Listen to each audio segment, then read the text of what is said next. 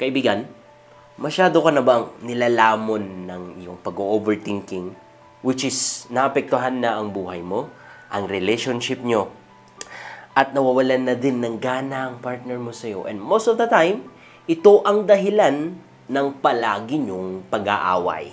Kaya sa video na ito, ay isi-share ko at sasabihin ko sa inyo ang mga rason kung bakit nag-overthinking ka at ano ang solution. Because I believe a lot of you ay nakarinig na ng advice na iwasan mo kasi ang pag-overthinking mo. Pero ang problema, you don't know how. And most of the time, you don't know yung reason kung bakit nag-overthinking ka. Or kahit alam mo yung reason is that wala kang lakas ng loob para ma-overcome ito. That is why in this video, and I believe it will help you a lot, ay ire-reveal ko yung mga solusyon at dapat mong gawin in order para ma-overcome mo ang pag-overthinking at magiging banayad or maayos ang takbo ng relationship niyo at hindi na kayo masyadong nag-aaway. So kung gusto mong malaman, please kaibigan, make sure na panoorin mo hanggang sa last part because ito talaga ang pinakarason. Or either forward mo na para malaman mo. Okay? So let's go.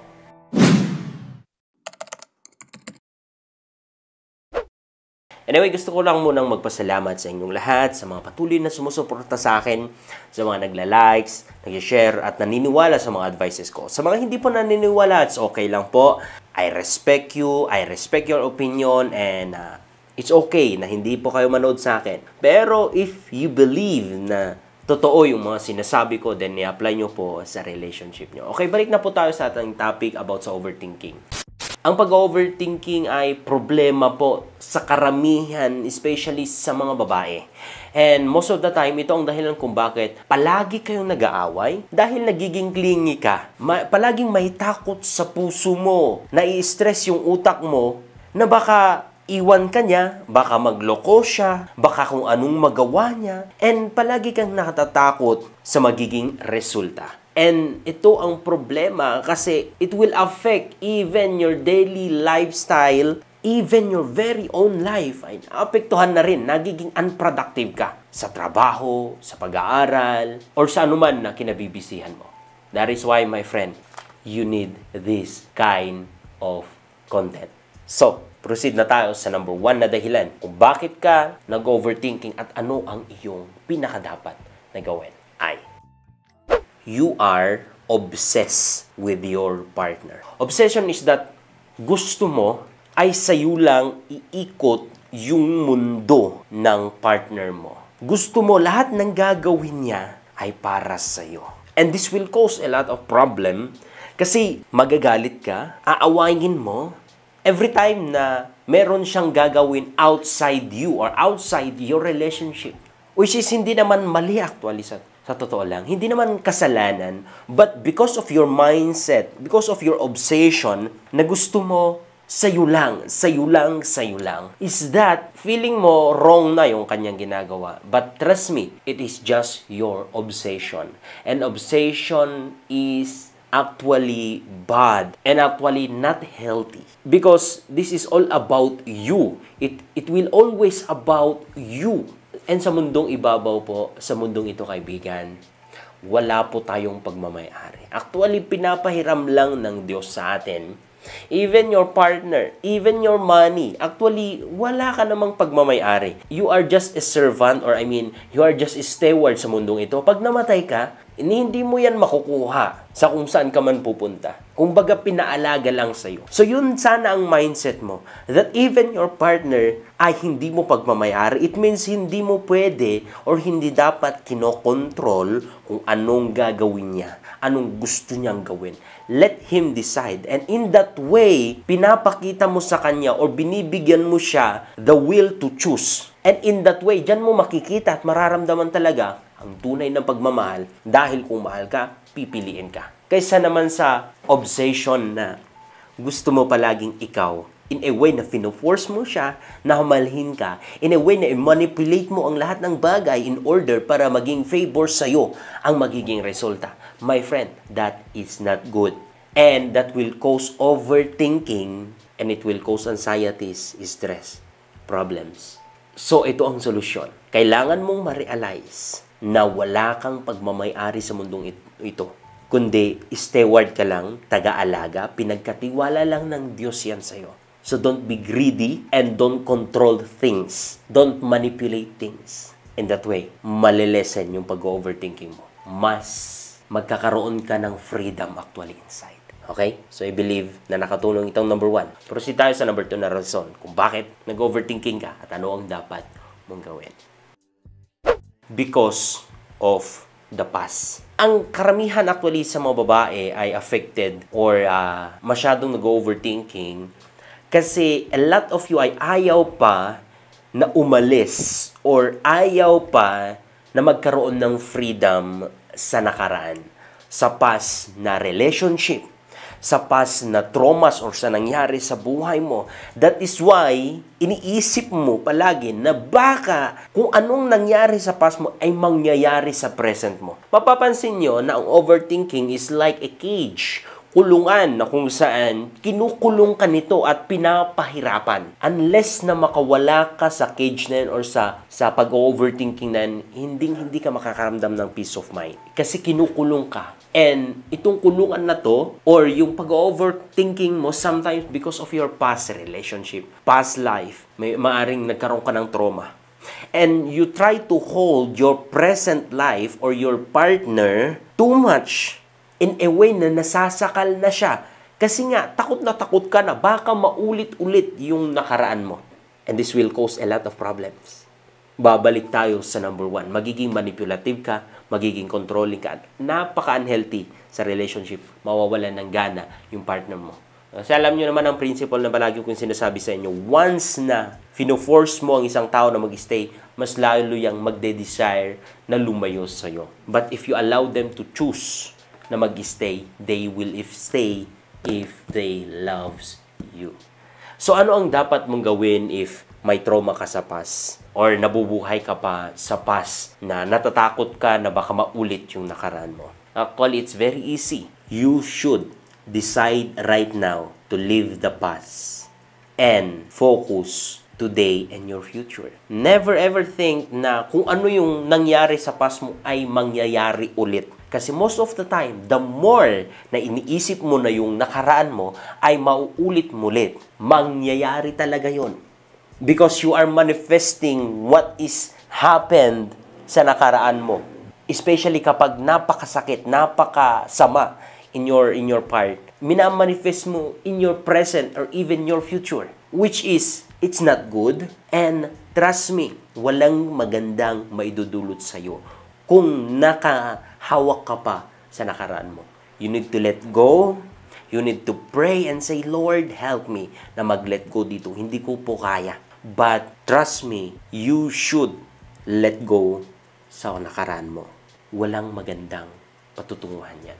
Kahit gaano pa yung kasakit, pero past is past. And never ever think na mauulit-ulit yung nangyari sa past mo. Ibang klase ng lalaki po yung meron ka ngayon, special, hindi siya tulad ng ex mo or ng nakaraan mo. Kasi in that way, mas nagiging positive ka toward your partner, mas magiging maganda yung mga lalabas sa bunganga mo, yung mga nasasabi mo because nag-let go ka sa past, hindi yung nag-i-stay ka pa sa past mo. Now, magbibigay ka na sa kanya ng tiwala, ng pagmamahal, at ng suporta. So, I hope na nakatulong ito. Proceed na tayo sa number 3. You lack love, care, attention from other people. Most of the time, ito yung mga tao na gustong marinig yung boses nila, yung nararamdaman nila. That is why masyado kang nag-overthinking o kung ano ang dapat mong gawin, kung ano kaya ang iniisip nila about sa'yo, kung ano kaya ang sinasabi nila about sa'yo, nai-stress ka dyan. Actually, sa totoo lang, inside you, you need to search your spirit. You need to search yourself. Isipin mo, bakit kaya ako nag-overthinking? Kasi most of the time, dahil lang isa sa pinakadahilan is that lack of knowledge, lack of love. Pwedeng sa parents mo, sa ibang tao, or lack of attention. Maaring sa parents mo din, sa ex mo. Lack of sympathy or attention mula sa ibang tao. That is why natitigang ka ng attention, especially with your partner. Gusto mo palagi kang ikaw yung tama, palagi ikaw yung naririnig, actually because inside you, you're lacking. Sorry, masakit ito pero sinasabi ko kung katotohanan para ma-addressan natin. Okay? So ano ang dapat mong gawin? Ang pinakagawin mo, unang-una sa lahat, is that you begin to love yourself and to care about yourself and never, ever, ever chase someone's attention. Makontento ka sa kung anong meron ka sa ngayon. Wag mo sanang, ang pinaka-desire mo is that dapat ikaw yung tama, dapat ikaw yung naririnig, dapat ikaw yung nasa taas palagi. Mai-stress ka talaga dyan, mag-overthinking ka talaga dyan. And especially, dapat ikaw ang palaging tama sa relationship nyo. Para maiwasan ito, kaibigan, kailangan mo po na mahalin ang sarili mo, na bigyan ng halaga ang sarili mo, i-treat ang sarili mo, ilibre ang sarili mo, and matutong manahimik. Huwag pong maingay na parang lata pero wala namang laman. Matuto kang manahimik. And in that way, unti-unti na bumabalik yung energy actually, yung peace of mind sa'yo. And makakapagpahinga ang isip mo sa pag-overthinking. Trust me, this will help. Okay? And number 4, na reason kung bakit nag-overthinking ka at anong dapat mong gawin. Of course, nag-overthinking ang karamihan dahil sa lack of self-confidence. Wala kang tiwala sa sarili mo. Therefore, palagi mong iniisip na baka makahanap siya ng mas maganda, mas better sa'yo, mas the best sa'yo. Kasi inside you, wala kang tiwala na kaya mong mai-provide yung kailangan niya, na kaya mo siyang ma-attract. And that's the problem kasi may stress ka. Isip ka ng isip kung ano ang dapat mong gawin, kung ano pa ang may bigay mo sa kanya, baka hindi ka sapat. Nag-overthinking ka dyan, kaibigan. Which is, sabi ko nga, ang overthinking sometimes and most of the time is just illusion. Hanggang sa isip mo lang kung saan nagdudulot ng tormentation. Tinotorment ito, pinapahirapan lang ang isip mo hanggang sa hindi ka makatulog, hanggang sa hindi ka ma-stress. Dahil kinukulong ka niyan. Ang katotohanan is that kung mahal ka ng isang lalaki, kahit gaano pa kagaganda, yung mga makikita niya, mag-i-stay at mag-i-stay sa'yo, magfo-focus at magfo-focus sa'yo. So, learn na magbigay ng kaya mong maibigay na pagmamahal at magtira para sa sarili at magtiwala sa sarili at magtiwala din sa partner. In that way, my friend, mas nalilesen yung pag-overthinking mo. Have that confidence na maganda. Have that confidence na kaya mo. And have that confidence na mahal ka ng partner mo. Look, hindi mo pumapawalan ang isang tao na tumingin sa iba, na magkagusto sa iba, and ang piliin ng iba sa'yo. Ang taming magagawa mo is that ibigay mo ang the best na pagmamahal mo. At kung hindi yun nasuklian, maybe he's not the right person for you. Have the confidence na, ito ako. So kung hindi ako ang pipiliin, you don't deserve me. There's someone na mas deserve sa akin. Magtiwala sa sarili, kaibigan. In that way, maiiwasan ang pag-overthink. Okay?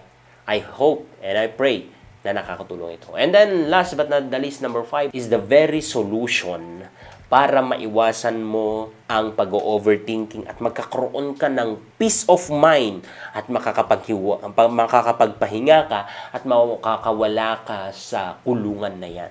Actually, this is the very, very important na dapat mong gawin or dapat mong malaman. Ito ay ang there's no peace inside you. So, totoo lang. The reason why masyado kang nag-iisip ng ganito, ng bla bla bla, tapos para bang mga sanga na nagsasanga-sanga-sanga yung mga isip mo, and hanggang sa natutorment ka na, hanggang sa nahihirapan ka na, hanggang sa na-stress ka na, hanggang sa naisipin mo nang magpakamatay. The reason and the very reason is that inside you there is no peace. Inside you, there's no peace of mind. Inside you, there's nothing. It's just empty. Look, kahit may pera ka na, sa totoo lang, alam mo sa loob mo kung empty ka, kung walang peace of mind, kung walang peace sa'yo. No, let me tell you the very reason is that because there's no Prince of Peace inside you. How ka na magkakaroon ka ng peace kung wala yung Prince of Peace sa'yo, and His name is Jesus. He is the Prince of Peace. Sabi niya, I give you peace. So, actually, yun yung pinakakailangan mo inside you in order para makapag-produce ka ng peaceful environment, ng peace of mind, at para yan, kasi yung pinakahanap-hanapin ng isang tao yung kapayapaan. So, ganun din yung partner mo. Kung may kapayapaan sa piling mo, sa bahay nyo, yan ang hahanap-hanapin, babalik-balikan at uuwi-uwian. So, hindi mo yung maibibigay sa kanya at sa pamilya mo at atmosphere na peaceful kung inside you it's empty. You need Jesus. Open the door for Him to fill you with peace, love, and joy. If hindi mo pa nire-receive si Jesus sa buhay mo, let me help you sa simpleng prayer na to. And you'll see, you'll understand, and you will experience His touch, His love, His joy, and His peace literally flowing right now sa buhay mo, sa puso mo. Let me pray for you for these things. Father, I pray in the name of Jesus that, Lord, save this person from the other side of this screen who's watching this video. Father, I pray your peace, joy, and love shall rest and will rest upon him or upon her. May she feel and may he feel your touch. In Jesus' name. Amen. How's the feeling, my friend? Please comment down below. So that's it for today's video. Dito muna ako nagtatapos. And expect me for more videos like this. Please share this video and God bless.